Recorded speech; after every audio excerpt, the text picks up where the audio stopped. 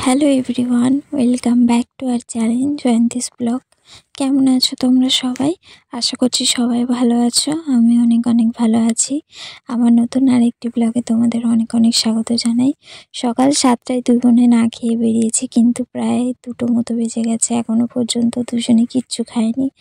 আমরা বেরিয়েছি কলকাতাতে। আসলে আমার কিছু শারীরিক প্রবলেম আছে, আমাকে ডাক্তার দেখাতে হচ্ছে। তার জন্য দুই বোন এসেছিলাম ডাক্তার দেখাতে কলকাতাতে। আর বলো না, সকাল থেকে সারাটা দিন আমাদের ডাক্তারখানাতেই কেটে গেল। এখন যাচ্ছি বাড়ির উদ্দেশ্যে। গিয়েছিলাম ওখানে একটা ওষুধ কিনতে, ডাক্তারও দেখাতে। ওষুধটা কিনতে তো কিনতে গেছি, কিন্তু ওষুধটা আর খুঁজে পাই না কোথাও। অনেক খুঁজে তারপরে ওষুধটা কিনে বাড়ি ফিরছিলাম। আর এখন আমরা যেই জায়গাটায় এসেছি সেটা হচ্ছে একদম কলকাতা যাওয়ার আগে পরে সেই জায়গাটা। এখান থেকে বাস ধরলে আমরা পুরো ডাইরেক্ট কলকাতা যেতে পারবো, হাওড়া। তো এখান থেকে নিয়ে আমরা বাস ধরি। আমাদের ওখান থেকে ডাইরেক্ট বাসে করে এসে এখানে নামি, আবার এখান থেকে বাস ধরে আমরা ডাইরেক্ট কলকাতাতে যাই। তো এখন চলে এসেছি এই জায়গাটা। তোমরা কে চেনো বা না চেনো আমার জানা নেই। এটা হচ্ছে কোনা এক্সপ্রেস বলে একটা জায়গা আছে, একদম ফাঁকা। আর এটা একটা হাইওয়ে, একদম হাইওয়ে সাইড। তো আমরা এখানে দাঁড়িয়েছিলাম, আমাদেরকে আবার ওই পার হয়ে যেতে হবে। ওই যে ওখানে একটা বাস আসছে দেখতে পাচ্ছ, আমাদের ওই পার হতে হবে। তো প্রচুর পরিমাণে গাড়ি, আর বেশিরভাগটা এখান দিয়ে লরি পাস করে। তাই আমরা অনেকক্ষণ ধরে দাঁড়িয়ে থাকি, যাতে রাস্তাটা ক্লিয়ার হলে তবে আমরা ওই পার হব। চলে এসছি এইবার। এপারে আসার পর আমরা যখন ক্যামেরাটা অন করি, তো কিছু মানুষ দেখলাম আমাদেরকে দেখে হাসছে। কিছু মানুষ এখনো পর্যন্ত আছে যারা এই ফোন ক্যামেরা অন করলে, রাস্তাঘাটে বকলে বা রিলস বানালে অনেকে অনেক কথা বলে বা হাসি ঠাট্টা করে। তো কিছু মানুষদেরকে দেখলাম, একদম যে বয়স তারাও নয়, আমাদের বয়সী কিছু ছেলে মেয়ে ছিল, তারা আমাদেরকে দেখে হাসছিল। সেই বিষয়টা নিয়ে আমরা দুজনে আলোচনা করছিলাম এবং হাসি ঠাট্টা করছিলাম যে এদের বয়সী কিছু ছেলে মেয়েরা এখনো পর্যন্ত এই বিষয়টা নিয়ে আলোচনা করছে বা হাসছে, কিন্তু এটা এখনই একদমই নর্মাল একটা ব্যাপার হয়ে গেছে। সব মানুষই এখন কন্টেন্ট ক্রিয়েটার, সবাই এখন ইউটিউব করছে, ফেসবুকে পেজ খুলছে, সবাই এখন ভিডিও আপলোড করছে, ভিডিও করছে। এতে হাসির কিছু নেই, এটা বরং একটা ভালো কাজ। কারণ এটা একটা সবার প্রফেশনাল হয়ে দাঁড়িয়েছে। তো আমার মতে এটাকে নিয়ে হাসাহাসি করাটা আমার মনে হয় না কোনো মানে হয়। তো সেই বিষয় নিয়ে দুজনে আলোচনা করছি। আর অবশ্য বাসের জন্য দাঁড়িয়েছিলাম যে কখন বাসটা আসবে। তো ফাইনালি ওই সব বিষয়ে আলোচনা করতে করতে আমরা তো বাস পেয়েও গিয়েছিলাম। বাস থেকে চলে এসেছি, প্রায় অনেকক্ষণ 15-20 মিনিট পর বাড়ি এসেছি। এই আস্তে আস্তে আস্তে আস্তে কমসে কম 4টে থেকে 4:30 বেজে গিয়েছিল। এসে স্নান টান সেরে হাত মুখ ধুয়ে, প্রচণ্ড ঠান্ডা লাগছিল, চাদর টাদর গায়ে দিয়ে এখানে মায়ের সাথে কথা বলছিলাম। মা আমাকে জিজ্ঞাসা করলো কি হলো না হলো, সমস্ত কিছুটা জিজ্ঞাসা করছিল। আমি সেই বিষয়ে কথা বলতে বলতে একটু রাস্তার দিকে যাচ্ছিলাম। আর ঠাকুমার কথা জিজ্ঞাসা করছিলাম যে খেয়েছিল, কি বলছিল না বলছিল। আর জানো তো আমরা ছোট, আর ঠাকুমা যেহেতু আমাদের কোলে পিঠে করে মানুষ করেছে, বড় করেছে। ঠাকুমা না এখন আমাদের দু চোখের আড়াল করে না, একটু যদি আড়াল হই তখনই বারবার করে আমাদেরকে খোঁজে। তো সেটাই বলছিল, আমার আসতে অনেক লেট হচ্ছিল বলে মাকে বারবার করে জিজ্ঞাসা করছিল যে মেয়েটা কখন আসবে। আর এদিকে দেখো, রাস্তার পাশে আসতেই একটা পুচকুর সাথে দেখা হয়েছে। এটা হচ্ছে সম্পর্কে আমার নাতনি হবে। সত্যি কথা বলতে এই বয়সে এসে দিদিমা হয়ে গেছি, পিসি হয়ে গেছি, পিস শাশুড়ি হয়ে গেছি, মাসি শাশুড়ি হয়ে গেছি, সমস্ত কিছু হয়ে গেছি। দিদাটাই বাকি ছিল, আর এই যে ইনি পূর্ণ করে দিল। এইটা হচ্ছে আমার একটা ভাইঝির মেয়ে। তোমরা ভাবতে পারছো, আমার ভাইঝি, তার বিয়ে হয়ে গেছে, আবার তার মেয়েও হয়ে গেছে। আর সেদিনটা ছিল কার্তিক পুজো। তো আশেপাশে সবাইদের বাড়িতেই গান চলছিল, ও সেই গানে ডান্স করছিল। তারপরে আমি তো আর দিদিকে খুঁজে পাই না। এসে দেখছি ও বাবা, উনি স্নান টান সেরে সমস্ত কিছু করে ফোন হাতে নিয়ে চলে এসছে। কিন্তু তোমরা ভেবো না যে এই ফোনটা ওর। ওর 8 বছর বিয়ে হয়েছে, কিন্তু 8 বছরেও আমাদের মতন, আমরা যেরকম, ওর যখন বিয়ে হয় তখন আমি ওর থেকে 1-2 বছরের ছোট হলেও ও সবার আগে বিয়ে করে। বিয়ে হওয়ার পরেও ওর হাজব্যান্ড ওকে ফোন কিনে দেয় না, এখনো পর্যন্ত ওর কাছে ফোন নেই। ওর ফোনটা অ্যাকচুয়ালি দাদার। আমি কিছু সময় ভাবি যে মেয়েদের জীবনটা একটু অন্যরকম, তাই না? কিছু কিছু সময় কিছু কিছু মেয়েরা এমন পরিস্থিতির শিকার হয়ে যায় যেখানে আমরা চাইলেও কিছু করতে পারি না। ঠিক অবস্থাটা হয়েছে আমার ওই দিদিটার। সেই সব ঘটনা তোমাদেরকে অন্য সময় শেয়ার করব। কখনো যদি তোমরা জানতে চাই অবশ্যই বলবো। এমন একটা বড় ঘটনা ঘটেছে, এমন কিছু হয়েছে ওর জীবনের সাথে যেটা তোমরাও জানলে হয়তো অনেকেই কেঁদে ফেলবে। আমি তো কাঁদি, অঝরে কাঁদি। তবুও কখনো যদি তোমরা জানতে চাও অবশ্যই বলবো তোমাদেরকে। অবশ্যই যদি তোমরা জানতে চাও তাহলে একদিন সেই বিষয় নিয়ে অবশ্যই আলোচনা হবে। তো যাই হোক, সন্ধ্যাবেলা হয়ে গিয়েছিল আর আমরা যেহেতু সারাটা দিন সেদিনকে কিচ্ছু খাইনি, না খেয়ে দিয়ে বাড়িতে এসে মা অনেকবার করে ভাত খেতে বলছিল কিন্তু খেলাম না।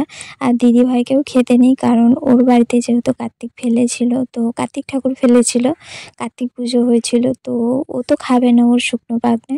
কিন্তু আমার 2 থেকে 3 বছর বিয়ে হতে চলছে, কিন্তু এখন আমার বাড়িতে আমার কার্তিক আসেনি। তাই আমি এই সমস্ত মুড়ি বা চা টা এই সমস্ত কিছু খাচ্ছিলাম। দিদিও চা খেয়েছিল, কিন্তু মানে ও মুড়িটা খেতে পারবে না। আর এদিকে না আমার শরীরটা খারাপ বলে আমি একটু শুয়ে পড়েছিলাম, আমার ভালো লাগছিল না। দেখতে পাচ্ছ আমি এক সাইডে কাত হয়ে মানে কিরকমভাবে বসে আছি, মানে আমার প্রচণ্ড অসুবিধে হচ্ছিল। তো আমি শুয়ে পড়েছিলাম, তারপরে মা চা টা করে এনে দিল, খেলাম। খেয়ে দিয়ে রেডি হয়েছিলাম, তোমাদেরকে যেহেতু বলছিলাম যে সেদিনটা ছিল কার্তিক পুজো। আর সন্ধ্যা থেকে নিয়ে আমাকে সবাই ডাকতে আসছে। আমাদের পাশের পাড়াতেই একটা বৌদিদের বাড়িতে কার্তিক পুজো হয়েছিল। আসলে ব্যাপারটা হচ্ছে বৌদির ছেলে মেয়ে হয়ে গেছে, আর এই যেখানে যে শাড়ি পরে মেয়েটি দাঁড়িয়ে আছে ওটা হচ্ছে বৌদির মেয়ে, আর একটা ছেলেও আছে, ঠিক একই সমবয়সী, ওরা 2 ভাই বোন। তো যেহেতু ছোটবেলায় ওদের কার্তিক ফেলেছিল, কার্তিক পুজো হয়েছিল, সবাই বলে যে ছেলে মেয়ে বড় হওয়ার পর অন্তত জোড়া কার্তিক পুজো করতে হয়, নইলে নাকি ছেলে মেয়ের বিয়ে দিয়ে আর যায় না। তো সেই হিসেবেই দাদা আর বৌদি দুজনে ঠিক করে যে আমাদের বাড়িতে জোড়া কার্তিক নিয়ে এসে পুজো করবো এবং গোটা পাড়াকে নিমন্ত্রণ করে খাওয়াবো। তো সেই মতোই আমাদের সকলকে নিমন্ত্রণ করেছিল। যেহেতু আমি এখানে অনেকগুলো মাস রয়েছি, আমাকেও অনেক করে বলে এসছে যে জয়ন্তী রাগ করিস না, প্লিজ তুই আসিস। তো আমিও সেই মতন চলে গিয়েছিলাম বৌদিদের বাড়িতে। খুব ছোটোখাটো করে যেমনই হোক বৌদিরা আয়োজন করেছিল এবং খুব ভালোভাবে অনুষ্ঠানটি হয়েছিল এবং আমরা গিয়েছিলাম। আমি, আমার মা যায়নি, আমি, ভাই, আমার বাপি 3 জনে গিয়েছিলাম। তো এখানে বৌদিদের বাড়িতে চলে এসেছি আর দেখলাম ঠাকুরতলায় সুন্দর করে আলপনা দিয়েছে। আর এই যে শাড়ি পরে যে যাচ্ছে সেটাই হচ্ছে বৌদির মেয়ে।